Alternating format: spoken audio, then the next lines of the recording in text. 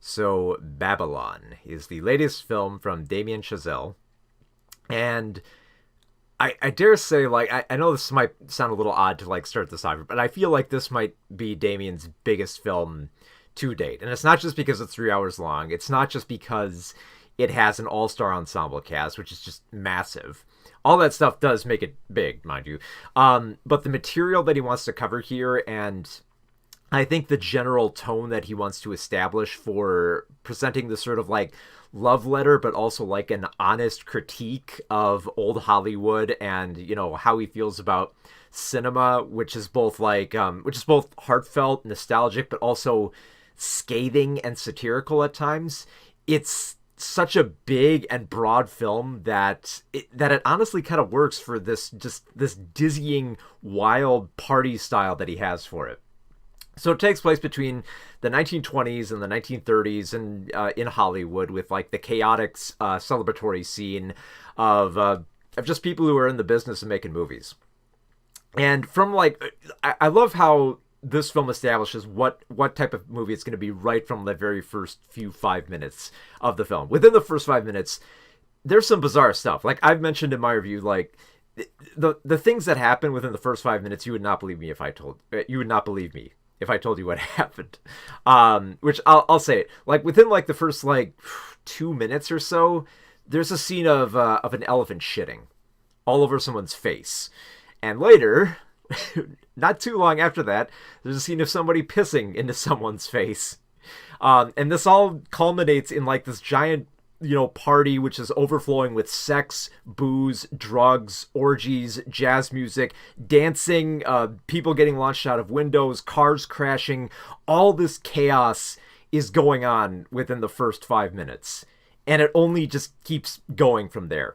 So in this just this fast-paced, tightly edited, you know, and of course you can kind of like sense like Damien would do this type of like editing if you look at stuff like La La Land and Whiplash. This very like, I don't quite want to say like tightly edited, but very quick edits. We get to establish a few characters. We get to see Brad Pitt as Jack Conrad, who's this kind of like silent era star who's had the sweet life. You know, he's been able to breeze through marriages with ease. You know, he gets drunk a lot. You know, he thinks nothing about losing women. He gets all these parts. He kind of like easily can like just go on to set after drinking so much and deliver a perfect scene for a silent movie. So we get to meet him. We also get to meet Nellie Leroy, played by Margot Robbie, who's essentially a party girl who kind of like falls into, you know, certain scenes. Like she has no invitation to this party. She just like makes her way through by, you know, wooing the right guys and talking up the right people, and eventually she becomes an actress. The same goes for Manny, played by Diego Calva. And he's just an assistant just trying to like do the right thing and, you know, just, you know, make it ahead in life. And he ends up becoming a production assistant working alongside Jack Conrad.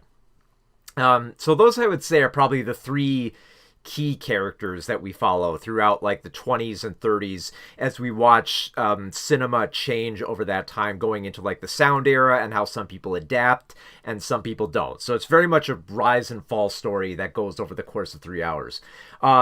In addition to that, though, we have all these great supporting characters in there. In particular, I feel like the most interesting, who we get just like the right amount of, is Jean Smart plays Eleanor St. John, this kind of like aged film journalist who's familiar enough with the medium and how it exists, and kind of gives like the most like sagely advice, especially to Jack, while stating the general thesis of this film about how movies will ultimately outlive us all. More or less, it's more or less about, you know, recognizing this point in time, loving it for all it's worth, while still recognizing like a somewhat of like an immortality that comes with like filmmaking, where even if, you know, you decay and you drift away, like some part of what you've done will still be up there on screen, and people decades, years from now, you know, maybe centuries, will still watch you up on the screen. So there's very much like this kind of essence of of kind of like existential dread within the characters, of realizing how far they can go in these careers and how much how much length they have to their own mortality, in both their actual lives and their actual careers. And then, of course, like I said, there's plenty of other characters we follow. Another interesting character is Sidney Palmer, a jazz trumpeter played by Johann Adepo, I think I'm saying his name correctly. And I found his character really interesting because we get to see him kind of like rise slowly from just being like a trumpeter at like parties who lives in kind of like a rundown house, and then later on we get to see him in like a mansion when he kind of like moves up, and then we get to see him encounter like a new sort of like racism that comes with being within like the high society of this Hollywood scene and trying to adapt.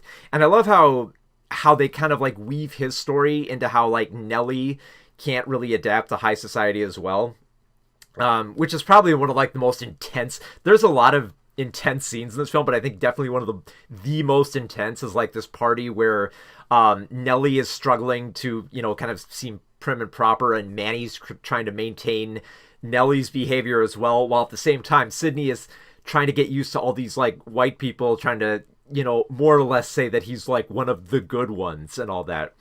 So there's a lot of ground covered here, and that's just, and keep in mind these are mostly just like the key characters. There are so many other surprise characters surprise guest stars who show up throughout this. You have Spike Jonze as this eccentric German director who's constantly furious about losing cameras and losing light and everything going wrong on set. You have Jeff Garlin playing like, you know, a typical snooty Hollywood executive. You have you have like Jack's wives played by like Olivia Wilde and Catherine Waterston, I believe. Who else? You have Tobey Maguire playing this like cracked out bizarre gangster who leads people into this weird underground world where people have wild sex and bite the heads off of animals. There's some just flat out bizarre wild stuff in this film.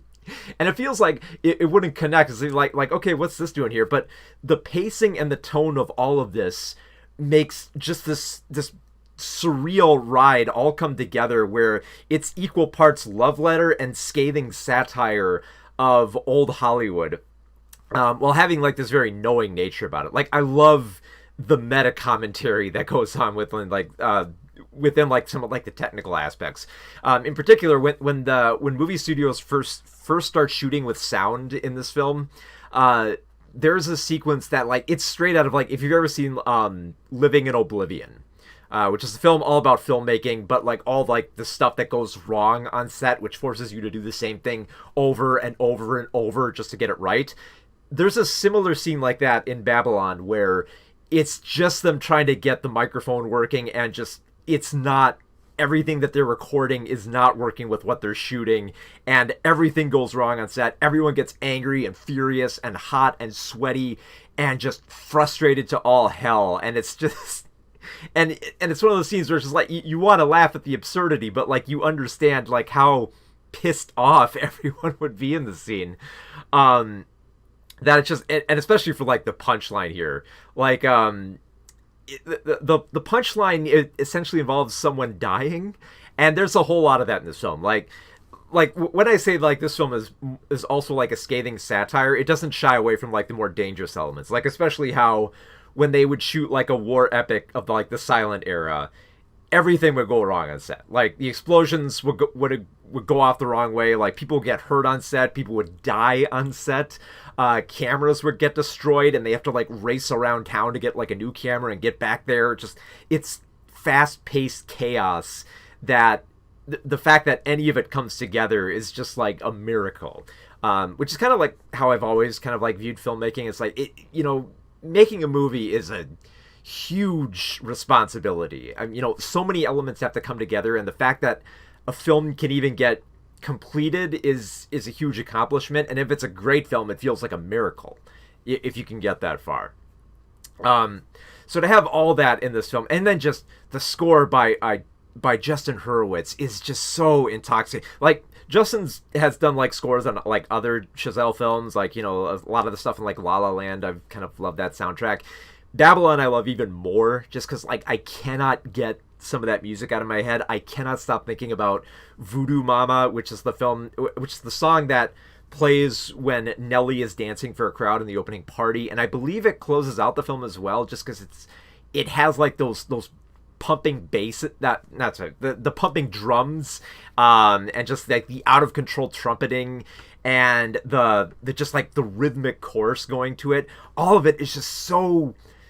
Oh, it perfectly culminates everything that I love about this film. And then after so much has happened, like it's just it would take too long to go through the whole plot. So it's just like I'll just say that it keeps building up on like crazier stuff that happens. Like careers will rise and fall. Some people will commit suicide. Some people will go weird routes. Like there's a weird sequence where someone gets bitten by a snake.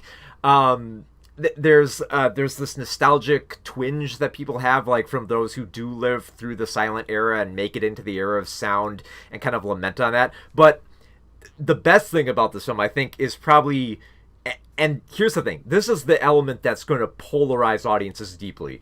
When you get to the end of this film, there is just this whirlwind of just like relating to everything that film was, and going to be, that it becomes, I'm trying to find the right words to it. It's just like a surreal smearing of all things cinema. Like you get to see clips from famous movies, past and present. You get to see, relating back to what happened within Babylon. You get to see the production of film, how it's made, what chemicals are used, and then just like the flat out, just like the colors that make up the basics of just like red, blue, and green, all smashed together in like this fast cut, and Justin's jazz score is going with all of it, and it's just all culminates together in like just this huge smeared like chaos of celebrating everything that's good and bad about movies, and taking it all in with this sort of like almost transcendent love letter and just celebration of all things that go into it, while still recognizing all of its faults. And for that, like, for being that bold and that brash, and especially like it gets pretty grotesque here with all like the violence and sex and vulgarity and the racism and everything that comes with it, that it is definitely not going to be everyone's cup of tea. It is going to be a deeply polarizing film, but honestly, for what it's trying to be and everything that it presents here, and especially given Damien Chazelle's body of work through like stuff like La La Land and First Man and stuff like that, this film it was so much my jam. I loved everything that it's about. The performances are fantastic, especially for what is demanded, like all these actors and just the huge ensemble cast here, and then just the vibrant decadence and the fast-paced editing and Justin's score, and just that bold ending that you have to this film. It's such a towering masterpiece that I love it so much. Like I said, this is definitely not going to be for everyone. If you wince at stuff like sex and violence, and just like, focusing on the filmmaking process isn't your bag, this is not going to be your film. You are probably going to despise this. But for what it's presenting here, like I said, this is my jam. It's my happening, baby, and it freaks me out, and I love it so much.